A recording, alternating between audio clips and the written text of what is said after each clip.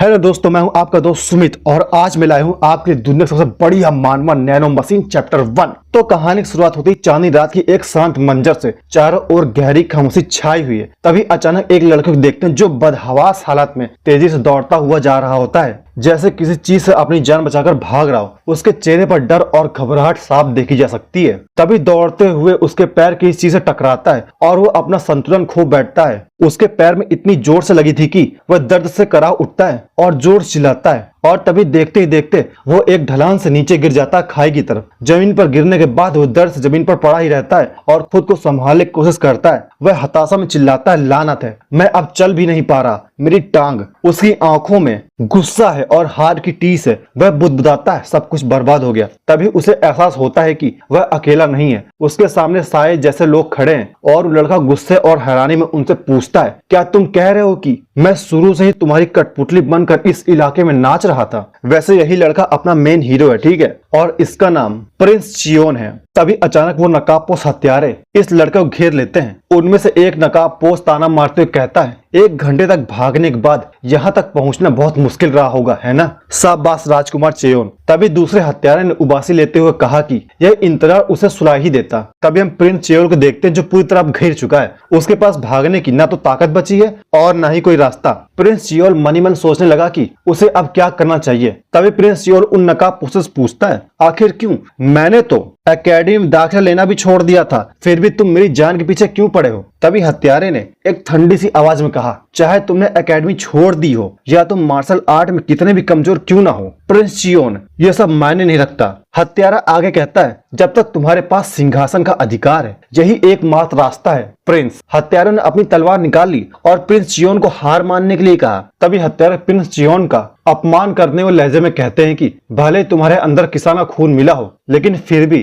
तुम उस व्यक्ति के वंशज हो, इसलिए हम लोग तुम्हें बिना दर्द की मौत देंगे। और भाई यह सुनकर प्रिंस चियोन बिल्कुल पुतलों की तरह खड़ा रह जाता है। प्रिंस चियोन सोचता है कि आखिर ये घटिया लोग उसकी माँ के बारे में ऐसी बातें कैसे कर सकते हैं। चियोन को पता था कि ये जालिम लोग उसे कोई भी पेनलेस डेथ नहीं देने वाले थे और इसलिए प्रिंस चियोन ने अपने पास एक रखा छुपा हुआ खंजर चुपचाप पकड़ लिया और फिर प्रिंस चियोन ने कसम खाई। वो बोलता है, अगर मुझे मरना ही है तो मैं अपनी आखिरी सांस तक लड़ते हुए मरूंगा। और भाई चियोन का ये दम देखकर वो साला हत्यारा हैरान रह जाता है और उससे पूछता है, ओ क्या तुमने वॉरियर जैंग से मार्शल आर्ट सीखा है? तभी हम देखते हैं चियोन वो खंजर बाहर निकाल लेता है और वो अपने आप को बचाने की कोशिश कर रहा होता है। उसे एहसास होता है कि भले वह अपनी किस्मत से बच गया हो, लेकिन अपने खून और विरासत से भागने उसके लिए मुमकिन ही नहीं था। तभी अंधेरी रात में छिपकर उसे देख रहे हमलावर ने एक अजीब सी हंसी के साथ सोचा कि बिना किसी ट्रेनिंग के और न ही किसी हुनर के भी ये लड़का हार मानने को तैयार ही नहीं है। और भाई अब उन हत्यारों के लिए चियोन एक मजेदार शिकार बन चुका था।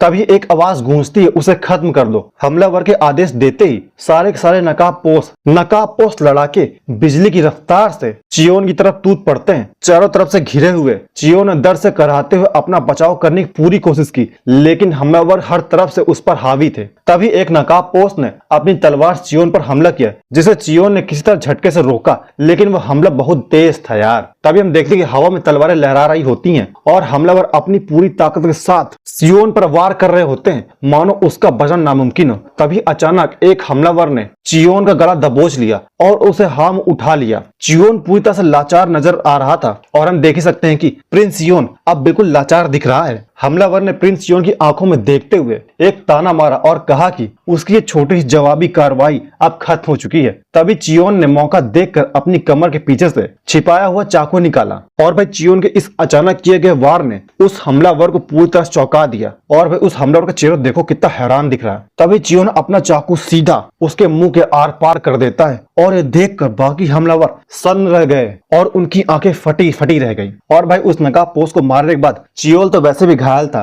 तो इसलिए वो भी धड़ाम जमीन पर गिर जाता है, लेकिन उसकी आंखों में अभी भी एक अजीब सी चमक थी। चियोन ने एक खौफनाक मुस्कान साथ कहा, है यह तो तुम्हारे साथ बिल्कुल सही हुआ। और भाई चियोन की ये मुस्कान उन हमलावरों के लिए किसी चुनौती से कम नहीं थी। और भाई चियोन की ये मुस्कान देखकर वो हमलावर बहुत ज्यादा हैरान हो जाते हैं। वे एक दूसरे से पूछने लगते हैं कि एक ऐसा बच्चा जिसे मार्शल आर्ट तक नहीं आता, उसने उसके एक सदस्य कैसे मार डाला। और भाई उन नकाबपोशों के मन में ये डर बैठ गया था कि चियोन के वे सारे बेहतरीन हमले सिर्फ उन्हें धोखा देने के लिए थे। तभी उनमें से एक हमलावर स्थिति को देखकर हाथ में तलवार पकड़ लेता है, लेकिन उसके हाथ कांपने लगते हैं। वो सोचने पर मजबूर हो जाता है कि अगर ये लड़का मार्शल आर्ट में माहिर होता तो आज उनकी क्या हालत होती। लेकिन तभी अगले ही पल वो नकाबपोश हमलावर गुस्से में चिल्लाते हुए चियोन की तरफ झपटता है, तुम कमबख्त बदतमीज लड़के। और भाई उसका हमला बहुत ही ज्यादा खतरनाक था। और भी वो हमलावर चियोन के मुंह में एक ऐसी लात मारता है ना कि उसके मुंह से खून ही निकल आता है और बुरी तरह से वो लहूलुहान हो जाता है और धड़ाम जमीन पर गिर जाता है। चियोन जमीन पर दर्द से तड़प रहा होता है और उसके मुंह से खून निकल रहा होता है। तभी वो नकाबपोश गुस्से में चियोन से बोलता है कि सिर्फ इसलिए कि हमने तुम पर रहम किया तुम इतनी हिम्मत कर रहे हो हमसे लड़ने के लिए।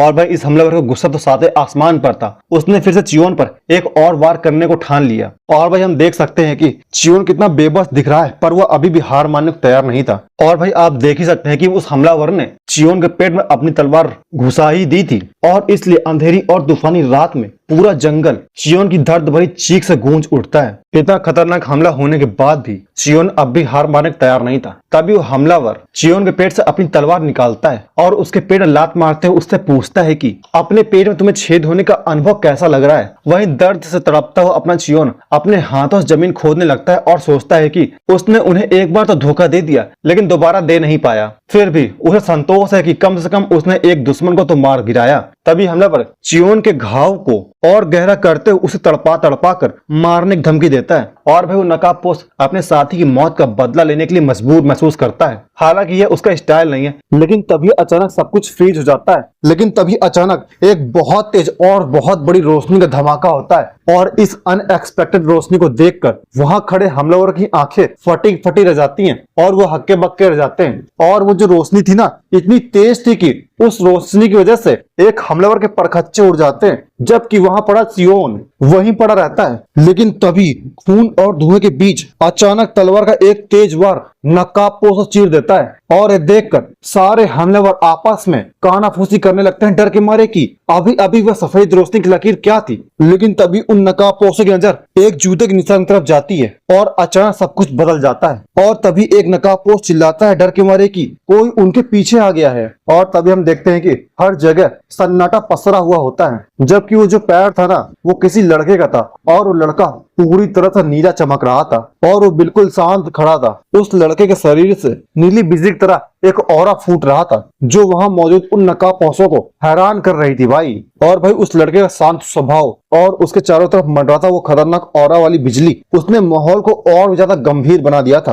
और भाई उस लड़के का ये कैजुअल रूप देखकर वहां खड़े नकाबपोश की आंखें फटी फटी रह जाती हैं। वो मनी मन बोलता है कि उसने अपनी पूरी जिंदगी में ऐसी अजीबोगरीब ड्रेस नहीं देखी है। वो नकाबपोश बहुत ज्यादा परेशान था कि आखिर ये कौन है और उसने ऐसे कपड़े कहां से पहने हैं। तब इसके बाद हम उस लड़के को देखते हैं जो कि बिल्कुल शांत खड़ा था। उसके हाथ आपस जुड़े हुए थे और बिजली की लपटें उसके कपड़ों के ऊपर से दौड़ रही थी, जैसे कि हम देख ही सकते हैं। लेकिन तभी गुस्से और घबराहट में एक नकाबपोश ने चिल्लाकर पूछा कि आखिर वह कौन है और वह सीधा उस नए आए लड़के पर सीधा हमला बोल देता है। वह हमलावर अपनी पूरी ताकत से तलवार को लेकर आगे बढ़ता है, जबकि वह लड़का अपनी जगह से हटता भी नहीं है। लेकिन तभी उस लड़के के हम चेहरे में देखते हैं जो कि हल्की सी मुस्कान दे रहा था, जैसे उसे इस लड़ाई का रिजल्ट पहले से पता हो। लेकिन तभी अगले ही पल एक बहुत तेज रोशनी ने पूरा माहौल ही बदल दिया। एक जोरदार धमाका हुआ और उस रोशनी ने चारों ओर अंधेरा फैला दिया। और भाई हमलावरों को तो समझ ही नहीं आ रहा था कि आखिर ये हो क्या रहा है। वो हमलावर बिल्कुल शांत खड़े रह गए और उन सभी के चेहरों पर खौफ साफ दिख रहा था, क्योंकि वह जो नया लड़का आया था वो पलक झपकते ही वहां से गायब हो चुका था।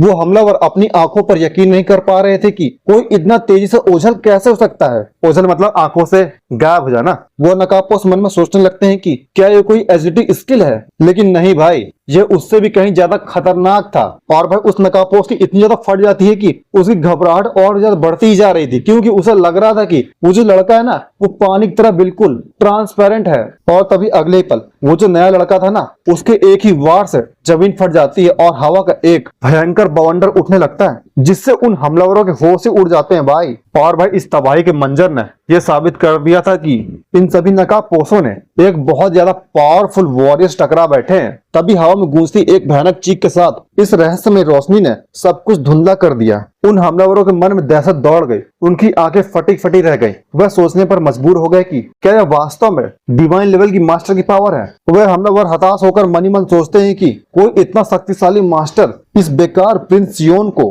बचाने की कोशिश क्यों कर रहा है। वहीं दूसरी ओर प्रिंस सियोन बुरी तरह से घायल था, उसके शरीर से खून बह रहा था और उसका अंत भी ऐसा लग रहा था कि पास ही आ गया है। तभी हमलावर उसे देखते हुए राहत की सांस लेता है, क्योंकि अब उनका मिशन पूरा ही होने वाला था और इसलिए वो सारे नकाब को रिट्रीट करने की सोचते हैं। वो लोग वहां से तेजी से भागने के लिए निकलते हैं, लेकिन तभी एक एनर्जी उन सभी को जकड़ लेती है। हवा में एक जोरदार धमाका होता है और सारे हमलावर अपनी तलवार छोड़कर बुरी तरह से बिखर जाते हैं। और भाई पलक झपकते ही वो सारे के सारे नकाबपोश हवा में ही फट जाते हैं भाई। और भाई इधर जमीन पड़ा प्रिंस सियोन ये सब देखकर मुस्कुरा उठता है, जैसे उसे अपनी जीत का आभास हो गया हो। तभी ब्लू बॉय प्रिंस सियोन के पास आता है और तंज कसते हुए कहता है कि उनका एंसेस्टर मौत के मुंह पर खड़ा है, फिर भी वो बहुत ज्यादा खुश है, लेकिन ऐसा क्यों। तभी वहीं अधमरा पड़ा प्रिंस सियोन ये सुनते ही कि वो लड़का उसे एंसेस्टर कह रहा है, वो अचानक सोच पड़ जाता है कि ये भला कौन लड़का है और ये लड़का मेरे सामने ऐसी बकवास क्यों कर रहा है। लेकिन प्रिंस सियोन की नजरें थोड़ी धुंधली होती जा रही थी। वो बोलता मुझे धुंधला दिख रहा है, मुझे कुछ साफ दिखाई नहीं दे रहा, मेरा पूरा शरीर सुन्न क्यों पड़ रहा है। और प्रिंस सियोन उस लड़के को देखते हुए बोलता है कि क्या मैं ऐसे ही मर जाऊंगा। लेकिन तभी वो नया आया लड़का थोड़ा घबरा जाता है और वो अपनी घड़ी देखते हुए कहता है कि क्या उन्होंने मुझे ढूंढ लिया। शिट, मुझे लगता है कि मेरे पास कोई और ऑप्शन नहीं है।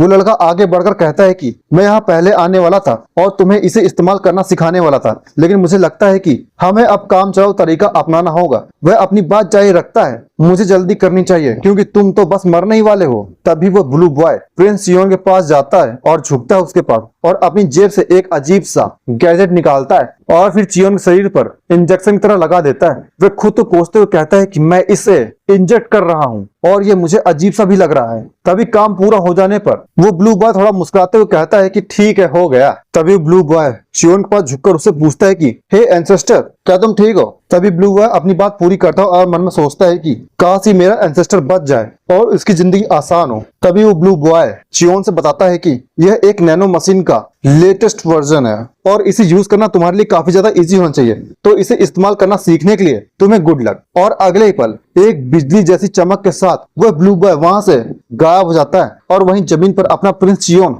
जमीन पर अधमरा पड़ा ही रहता है। और वहीं पड़े पड़े सियोन को एक ख्याल आता है कि उसके दिमाग में उलझने चल रही होती हैं, आखिर वो अजीब आदमी किस तरह की बकवास कर रहा था। लेकिन तभी अचानक एक अजीब सा नंबर सियोन के सामने आ जाता है, जिसे देखकर सियोन पूरी तरह से हैरान और हक्का बक्का रह जाता है। उसे महसूस होता है कि उसके सिर के अंदर से एक अजीब सी आवाज आ रही है जो इसे स्काई कॉर्पोरेशन का नाम बता रही है। इससे पहले कि वह कुछ समझ पाता, एक और मैसेज आता है कि 7th generation nano machine starting activation. और इसी के साथ ये पहला चैप्टर खत्म हो जाता है। तो देखना यह है कि नैनो मशीन आखिर है क्या। ये देखने के लिए चैनल को लाइक और सब्सक्राइब कर लीजिए। मिलते हैं अगले चैप्टर 2 में। तो भाई चैप्टर 2 नैनो मशीन शुरुआत होती है मुरिम एलायंस के इंट्रोडक्शन से। हमें बताया जाता है कि बहुत समय पहले की बात है, जिहांगू के सोल्जर्स अपनी सेफ्टी करने के लिए मार्शल आर्ट्स सीखते थे। और भाई समय के साथ साथ मार्शल आर्ट्स केवल सेल्फ डिफेंस का माध्यम न रहकर अपने एनिमीज को मारने का एक खतरनाक हथियार बन गया है। और ये टेक्निक्स समय के साथ साथ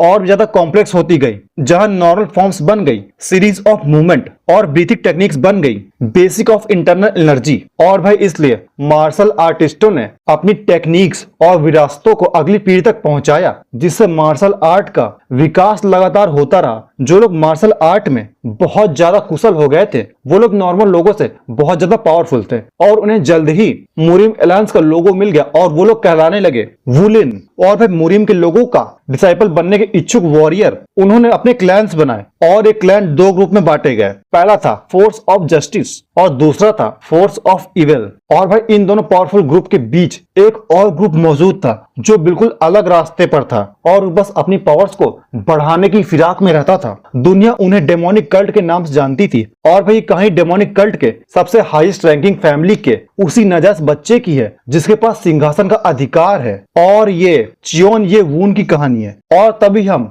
इसके बाद प्रिंस चियोन को देखते हैं जो कि एक झटके के साथ बिस्तर से उठ बैठता है और उसके मुंह से दर्द भरी चीखें निकल रही हैं। वह हैरान था कि क्या वह वाकई जिंदा है, और तभी उसे याद आता है कि उस तलवार ने उसके पेट को आर पार चीर दिया था। वह सोचने लगा कि आखिर उसके साथ क्या हुआ था और उसका पूरा शरीर पसीने से क्यों भीग रहा था। और भाई चियोन के शरीर में दर्द इतना ज्यादा था कि वह दर्द से कराह उठता है। उसका शरीर पसीने से और अजीब से चिपचिपे काले पदार्थ से सना हुआ है, जिसे देखकर वह घबरा जाता है। वह बदबू से परेशान होकर अपनी हाथ देखता है। तभी अचानक सियोंग के दिमाग में एक अजीब से आवाज गूंजती है, और वो आवाज थी जो उसे मास्टर कहकर बुलाती है और उसे शांत रहने के लिए कहती है। और वह सियोन चौंक कर कमरे में इधर उधर देखने लगता है। वह डर और उलझन में चिल्ला उठता है कि कौन कौन हो तुम। उसे यकीन ही नहीं होता कि ये टेलीपैथी है। वह सोचता है कि क्या यह आवाज सीधा उसके दिमाग के अंदर से आ रही है, और यह एहसास उसे और भी ज्यादा डरा देता है। सियोन सोच में पड़ जाता है, क्या सच मेरे दिमाग से आ रही है। तभी वह आवाज फिर से उसे जवाब देती है और उसे मास्टर कहकर बुलाती है। इसलिए सियोन दोबारा घबरा कर चिल्लाता है, मैंने कहा ना तुम कौन हो। तभी वह आवाज अपना इंट्रोडक्शन देते हुए कहती है कि वह एक स्काई ऑपरेशन की 7th जनरेशन की नैनो मशीन है, जो मास्टर के दिमाग को सहारा देने के लिए एक कोर के रूप में काम करती है। तभी सियोन गुस्से और हैरानी में चिल्लाता है कि उसे कुछ समझ ही नहीं आ रहा, वह कौन है और ये सब क्यों हो रहा है। जिस पर मशीन फिर से दोहराती है कि वह 7th जनरेशन की नैनो मशीन है। और वह सियोंग नैनो शब्द सुनकर उसे एविल गॉड समझ लेता है और कांपते हुए सोचता है कि क्या ये इविल गॉड है जिसे डिमोनिक गल्ट के लोग पूछते हैं। सियोंग के डर के मारे उसके पैर लड़खड़ा जाते हैं और वो घुटने के बल जमीन पर गिर जाता है। उसके मन में अभी भी यही खौफ है कि क्या ये इविल गॉड है। लेकिन तभी सीन शिफ्ट होता है 2 लोगों पर। तभी इसके बाद हम 2 लोगों को देखते हैं, जिनमें से एक डॉक्टर है और एक नॉर्मल बंदा। वो नॉर्मल बंदा डॉक्टर से बोलता है, डॉक्टर इस तरफ। तो डॉक्टर बस इतना ही बोलता है और भाई उन दोनों के बीच में एक बहुत ही गंभीर चर्चा चल रही है। वो लोग आपस में बात कर रहे हैं कि क्या वह एक हत्या का प्रयास था। और डॉक्टर बेक ने भारी मन से कहा हाँ। तभी वो लाल कपड़े वाला आदमी डॉक्टर से बोलता है कि हालांकि हाल ही में हत्या के कई प्रयास हुए हैं और मैंने सोचा नहीं था कि आप मुझे सीधा वहीं भेजेंगे। और तभी डॉक्टर बेक ने और भी ज्यादा गंभीरता समझाते हुए कहा कि बेशक ये हमारे फर्स्ट क्लास गार्ड जैंगी होने चाहिए थे, हमारे पास यही एकमात्र रास्ता था। तभी बात जारी रखते हुए डॉक्टर ने आगे कहा कि यह एक चमत्कार था कि हमारे प्रिंस चियोन अभी तक जिंदा हैं। तभी वो लाल कपड़े वाला आदमी बोलता है कि मुझे लगता है कि किसी ने प्रिंस चियोल की मदद की है, लेकिन मैं ये नहीं बता सकता कि आखिर वो बंदा कौन था जिसने उसकी मदद की। तभी डॉक्टर बेक उस लाल कपड़े वाले बंदे से बोलते हैं कि क्या तुम वहां पड़े निशानों के आधार पर कुछ हद तक अंदाजा नहीं लगा सकते क्या। और तभी ये बात सुनकर लाल कपड़े वाले बंदा बोलता है कि मैं ढूंढ सकता हूँ। और फिर वो बहुत ज्यादा असमंजस में पड़ जाता है। वह लाल कपड़े वाला आदमी अपनी यादों में खो जाता है और सोचने लगता है कि कल जो मैंने देखा वो बहुत ज्यादा भयानक था। वह ऐसा भयानक पल था कि ठंडी जमीन पर बिना उनके ऊपरी धड़ के डेमोनिक कल्ट के लोगों की लाशें पड़ी थी और बस वहां खून ही खून फैला हुआ था, जैसे कोई नदी बह रही हो। उसने डॉक्टर बेक को आगे बताया कि उनमें से एक था जिसका ऊपरी धड़ अभी भी सुरक्षित था, लेकिन वह खंजर जो मैंने राजकुमार चेयोन को दिया था वह उनके सिर में धंसा हुआ था। तभी वो अपनी यादें ताजा करते हुए बोला, लेकिन तभी मैंने किसी की सांस लेने की आवाज सुनी खून के तालाबों के बीच थोड़ी दूर पर। मैं तुरंत पहचान गया कि वह राजकुमार चियोल ही थे। लेकिन और फिर डॉक्टर बेक ने हैरान होकर पूछा, क्या उसके शरीर पर कोई घाव नहीं था। जिस पर जवाब मिला हाँ। वो बंदा डॉक्टर को बताता है कि राजकुमार चियोंग उस समय एक गहरी नींद में सोए हुए थे। उनके कपड़े तलवार के वार से बुरी तरह से फटे हुए थे, लेकिन उनके शरीर पर एक भी निशान नहीं था। और ये बहुत ज्यादा अजीब बात थी। और ये अजीब सी स्थिति देखकर लोग हैरान थे कि आखिर प्रिंस चियोन की मदद किसने की, क्योंकि कल लीडर के खुद इस लड़ाई में शामिल होने की कोई संभावना नहीं थी। तभी अगले ही पल प्रिंस चियोन की स्थिति को लेकर उन दोनों में उलझन और ज्यादा बढ़ जाती है। तभी डॉक्टर बेक बड़ी उत्सुकता से बोलते हैं कि यह बहुत ज्यादा दिलचस्प होता जा रहा है और उन्हें तुरंत प्रिंस चियोन के कमरे की ओर चलने की निर्देश देता है। और फिर वो दोनों प्रिंस चियोन के कमरे की तरफ बढ़ने लगते हैं। और इधर हम प्रिंस चियोन को देखते हैं, वो इतना परेशान है कि और भाई चियोन सोच रहा था कि उसके अंदर कोई भगवान ही है। तभी चियोन के अंदर से उस आवाज ने उसको जवाब दिया कि दुश्मनों से बचाने वाला तो वह नहीं था, लेकिन उसके मरते हुए शरीर को सेल्फ हीलिंग मोड में डालने का काम उसने ही किया है। और वह चियोन ये सब कुछ सुनकर बहुत ज्यादा उलझन में पड़ जाता है और समझ नहीं पा रहा था कि आखिर ये सेल्फ हीलिंग मोड क्या है। तभी वो आवाज अंदर से बोलती है कि मास्टर, मैं अभी के अभी आपको इस सेल्फ हीलिंग की सारी जानकारी भेजती हूँ आपके दिमाग के अंदर। और साथ ही वह आवाज बताती है कि वे इस युग और संस्कृति के अनुसार ही सही शब्दों का तलाश कर रही है, और जैसे उसे ये शब्द मिल जाएंगे तो तुरंत आपके दिमाग के अंदर भेज देगी। और तभी प्रिंस चियोन बहुत ज्यादा चौंक कर वो उस आवाज से पूछता है कि क्या तुम कोई इविल गॉड हो। तभी वो आवाज अपनी बोलने का लहजा बदलती है और चियोन से बोलती है कि मालिक, जवान संभाल के, मैं कोई इविल गॉड नहीं हूँ, ओके। तभी चियोन बोलता है कि अगर तुम इविल गॉड नहीं तो कौन हो। तभी वो आवाज बोलती है, मास्टर ये सब कुछ छोड़ो, कुछ काम की बात करो। तभी वो आवाज च्योन से बोलती है कि मैं आपके दिमाग के बेसिक इंफॉर्मेशन और सारे मैनुअल्स आपके दिमाग में भेज रही हूँ, क्या आप इसे एक्सेप्ट करना चाहेंगे? तो च्योन बोलता है हाँ बिल्कुल बिल्कुल। और जैसे च्योन एक्सेप्ट करता है तो उस जानकारी का प्रेशर इतना ज्यादा होता है कि उसका दिमाग ही फटने लगता है। वो दर्द के मारे अपना मुंह दबा लेता है और अचानक उसके मुंह से एक अजीब सा गंदा सा लिक्विड मुंह से निकलने लगता है। तभी वो आवाज च्योन को बताती है कि ये एक नेचुरल रिएक्शन है, क्योंकि जब भी कोई इंफॉर्मेशन अपने दिमाग में लेता है तो उसके साथ ऐसा ही कुछ होता है और वो खांसने लगता है और उसके मुंह से उल्टियां होने लगती हैं। और भाई च्योन को तो खांसी आ ही रही थी और उल्टी भी आ रही थी, इस वजह से ना उसे चक्कर आने लगते हैं और भाई वो अपनी हालत देखकर पूरी तरह से परेशान होता है। तभी सिस्टम उसे बोलती है कि अगर ऐसा दूसरी बार हुआ तो आपको कोई बेचैनी या कोई भी उल्टी महसूस नहीं होगी, तो आप बिल्कुल रिलैक्स रहिए, ये सिर्फ फर्स्ट टाइम के लिए होता है। लेकिन तभी शोर शराबे के बीच च्योन अपने सर पर हाथ रखता है और बिल्कुल शांत बैठ जाता है। तभी च्योन सिस्टम से बोलता है कि क्या यही नैनो मशीन है? तो सिस्टम बोलता है हाँ मास्टर, यही नैनो मशीन है।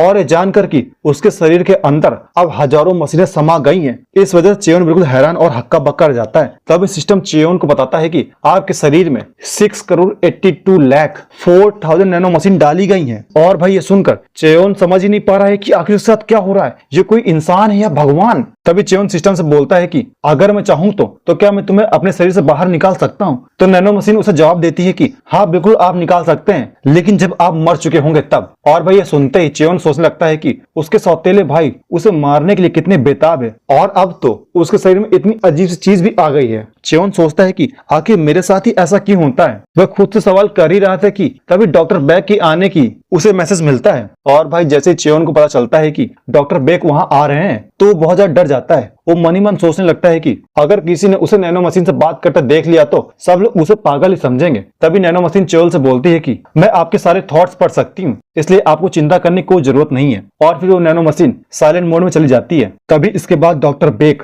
और वो लाल कपड़े वाला बंदा च्योन के रूम में आ जाते हैं। वो लोग दबे पांव अंदर आते हैं और बोलते हैं कि लगता राजकुमार सोए हुए हैं, हमें शांत रहना चाहिए। तभी लाल कपड़े वाला आदमी च्योन की तरफ आगे बढ़ता है और उसी तरह हाथ बढ़ाता है और पूछता है कि राजकुमार क्या आप जग रहे हैं? लेकिन अचानक वह आदमी पीछे हट जाता है और अजीब सी गंध महसूस करके चिल्लाता है, उफ ये कैसी बदबू है। तभी च्योन को याद आता है कि अरे उसके शरीर से तो बहुत ज्यादा बदबू आ रही थी और ये सब बात तो वो भूल ही गया था। तभी इसके बाद डॉक्टर बैग भी च्योन को बड़ी हैरानी से देखते हैं। डॉक्टर च्योन से पूछते हैं कि क्या वे पहले मिल चुके हैं? तभी च्योन याद करता है कि कैसे ये वही डॉक्टर है जिसने उसकी माँ की बीमारी होने पर उनका इलाज किया था। तभी डॉक्टर ने च्योन की नब्ज टटोलने के लिए उसका हाथ मांगा, हालांकि च्योन थोड़ा हिचकिचा रहा था। तभी डॉक्टर जैसे ही च्योन की कलाई पकड़ता है तो उसके चेहरे पर हैरानी के भाव आ जाते हैं। वहीं पास खड़ा लाल कपड़े वाला बंदा वो भी घबरा जाता है और डॉक्टर से पूछता है कि क्या प्रिंस च्योन के साथ कुछ गड़बड़ है? तो डॉक्टर ने कहा कि बात तो बिल्कुल उलट है और यह प्रिंस च्योन के लिए एक बहुत ही दुर्लभ अवसर है। तभी डॉक्टर सबसे बताते हैं कि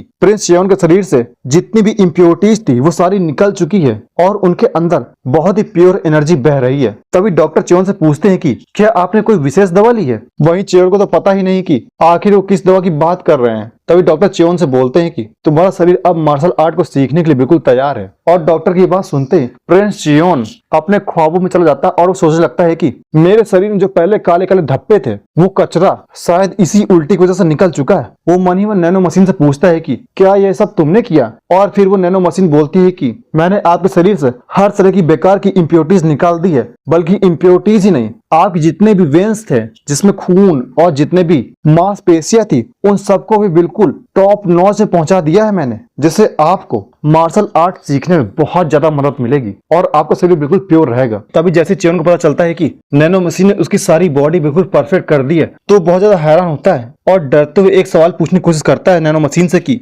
आखिर तुम कौन हो? क्या तुम्हें सच में यकीन है कि तुम एक इविल गॉड नहीं हो? तो नैनो मशीन च्योन से बोलती है कि अरे मालिक, मैंने आपसे कितनी बार कहा है मैं कोई इविल गॉड नहीं हूँ, मैं तो बस एक मशीन हूँ। लेकिन इस बार नैनो मशीन ने च्योन से बहुत प्यार से बोला था और च्योन ने भी नैनो मशीन से बड़े प्यार से ही पूछा था। और भाई इसी के साथ ही स्टोरी खत्म हो जाती है। तो देखना यह है कि ये नैनो मशीन च्योन को और क्या क्या देने वाली है और च्योन कैसे अपनी मार्शल आर्ट को और ज्यादा आगे बढ़ाएगा। ये देखने के लिए वीडियो को लाइक और सब्सक्राइब कर लीजिए। मिलते हैं अगले वीडियो में, तब तक के लिए बाय बाय। ओके।